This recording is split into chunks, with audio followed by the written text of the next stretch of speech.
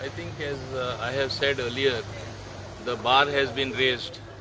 It is truly an international class function and a religious function to have on this scale with the preparations that have taken place showcases the best example of collaboration between the church in Goa and between the government of Goa led by Dr. Pramod Sawant. What does this show? That as is showcased all over the world, Goa is the classical example of communal amity, friendship amongst the people, people living in harmony, people celebrating all festivals together. So all this is further showcased with the exposition of the relics of Saint Francis Xavier.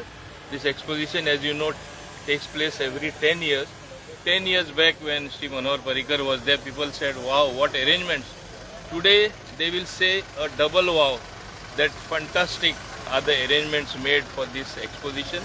Obviously more people would come than last time around because we expect lakhs of people to come here for this exposition, and accordingly arrangements have been made.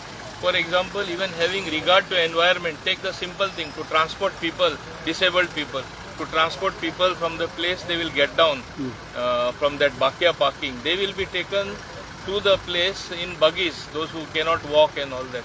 So not using the traditional buggies or those mode of transportation, electrical buggies, obviously it will help our environment.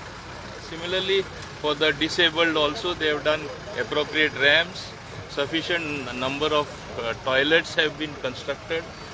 There is a pilgrim village which has just been inaugurated by Honorable CM for the low cost budget tourists who will come, or pilgrimage tourists who will come, which shows that preparations of every sort has been made. Yeah, Okay. thank you.